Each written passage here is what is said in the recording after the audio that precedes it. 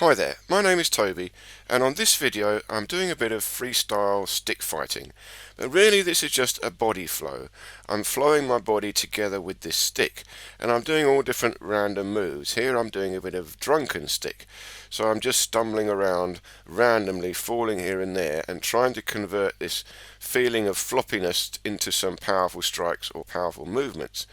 Now, drunken style is interesting. Drunken style is really just an advanced form of body flow, and you could call it slightly more advanced than snake style kung fu, because a lot of the times I call this body flow snake style kung fu. You're linking all your body together into a single snake and flowing waves and whips through your body. You've got to hold a sort of elastic tension in your body and flow energy out from the core through your structure into the weapon. So I'm doing this all the time. I'm trying to create waves from my spine outwards into the stick. And drunken style is still that, but I'm throwing relaxed. It's more relaxed. I'm falling around. You see, I'm using falling to create movement in drunken style. Now, people will think that drunken style is not practical. You can't really fight with drunken style. And indeed, you know, the most dramatic demonstrations don't seem to be practical in fighting. But drunken style is actually very subtle. It's only a momentary expression of movement. It's just enough for people to think you don't know what you're doing. You're incapacitated. And once people get the idea you're wobbly, you're unstable, they think, okay, I'll easily get this guy. But of course, what they don't know is you're in perfect control. You're falling, but you're falling around under control, and you know when and how to turn that fall into a strike or into an evasion. And now, the thing is, you see, falling is very efficient. Falling around is very efficient. If you fall, it's easy. You're just relaxing. And the trick is to fall into a body flow. And it can be very, very subtle, very slight movements. It doesn't have to be big dramatic movements, drunken style. It's just the idea of using falling to create a flow or create a movement.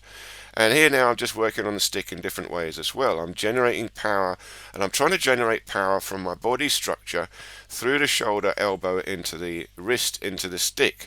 And I'm trying to connect my body to the stick. And here, of course, you always spin the stick. This is very, very common in Kung Fu. You're always practicing spinning the stick like a baton in all different ways. And again, this seems not practical. You're not going to do this in a fight. But it's just an exercise in controlling the stick. That's really all it is. And this spinning is allowing you to feel circles. You've got to feel the stick rotating. But it's got to be completely freestyle, not just in one place. Here I'm spinning the stick in the middle, but you've got to spin the stick from all different sides or different angles. And here, this spinning of the stick, if you look carefully, what I'm really trying to do is a sort of snake arms exercise. I'm twisting my spine left and right, and trying to create a twist in my shoulder from the spine, and this rotates the shoulder and rotates the elbow down to the wrist. So really this stick spinning is not powered by my wrist, it's powered by my spine. It takes a lot of practice to get this. So it's not so much about speed, it's trying to feel the left and right twist of your spine flows outwards down your arm to flick the wrist and spin the stick. So the ultimate goal of this exercise is spinal power. The twist in the spine flows out and spins the stick for you. It's not the wrist. It's very efficient but tricky to do. So those of you who might already be practicing with a stick and know this, try that exercise. See if you can work out how to twist left and right through your body structure in the spine and flow it out through your shoulder, down the arm, into the wrist. And it's surprising. If you can feel it, you're like, oh wow, that's amazing. The work is not done by your hand, the work is done by your spine. You'll feel a delay.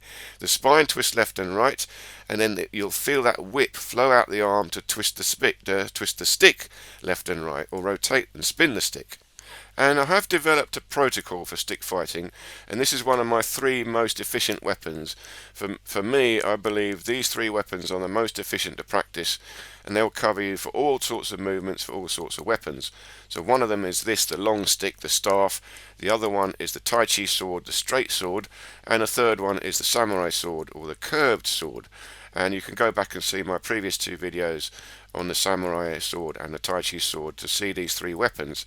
And in time I'll do more detailed explanations on the protocols of how to use them.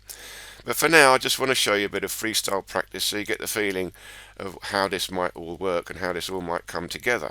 So you see, I'm using the stick in all different ways. I'm moving it around, throwing it around here and there, and I'm twisting it from the middle, twisting it from the end. I'm using both hands to hold it, but actually I only ever need one hand to hold the stick. That's all I need. One hand has got to be holding the stick. The other hand can be loose on the stick. As long as I've got one hand holding, I'm fine. And you've got it because I'm allowing the stick to move. When the stick gets knocked, it moves in your hand, and that's when you lose the stick. But if you know how to keep the stick moving, when it gets knocked in your hand in any different direction while you're fighting, you can go with that flow. You can flow the stick along with the movement and bring it out into another strike. And Drunken Style, of course, is an advanced practice of that. The stick gets knocked or you fall over, but in that fall you turn it into a strike or you turn it into another move. Now I'm showing you this because you can actually all have a go at this with a stick. All you need is a broom handle. And all you've got to do is start very slowly, very carefully. It is dangerous. If you go spinning it too fast, you can hit yourself in the head. I've done that multiple times when I was younger. So you've got to go slowly and carefully. Don't hit yourself. But it doesn't matter, you see, don't need to go for speed. What you're trying to do when you play around with a stick is move your body around and move the stick around and try and feel the unification of the two. Just nice and slowly, it's good enough. Move it in all different ways, hold it from all different positions, just play around, and it's a great pleasure. You're just enjoying spinning the stick around, moving the stick, trying different ways of striking with a stick. Again, slowly and carefully. It's not about the end result of being able to fight with a stick. It's about trying to feel the stick and feel your body structure and your body flow and connect the two things together. This is really about body flow, body structure, and now connecting your body flow and body structure to another object. And of course this object could be anything. And this is why I've chosen these three weapons, because they're the most universal shapes. And if you can move around freely with these three universal shapes, you'll be able to pick up most things and use it as a weapon in time, just spontaneously, because you've got so much practice of moving your body together with an object. And I've done another video on working, housework, gardening, using tools. I'll leave the link to that as well. And it's a very similar thing. When you're using a tool to do work, you've got to unify your body structure with that tool to make that movement most efficient. And here's a slightly different purpose. Of course, the purpose is not doing a job. The purpose here is fighting. So I'm trying to create powerful moves. I'm trying to generate force and power through the body into the stick. And this is done by creating whips and waves. You see there's a flow that comes from the spine out through the arms and into the stick. And I'm trying to always move the stick in circles. You've got to keep spinning the stick because this creates the whip. So even there is a whip. And you may notice as more advanced things I do, I'm also sliding my hands up and down the stick like a snooker cue. So this will adjust the length of the stick, and when you adjust the length of the stick, it changes the arc of the circle. So you can spin the stick and pull it shorter, for example. This will create a sharper arc, a faster turn at the end. And here I'm spinning the stick or throwing the stick with a long distance. So this creates power right at the end of the stick. So anyway, I hope you enjoyed this little bit of freestyle play, and I want to encourage you to have a go, but do very, very slowly and carefully. You can hurt yourself with this. It's not so much about generating speed, it's about feeling a pleasant body flow.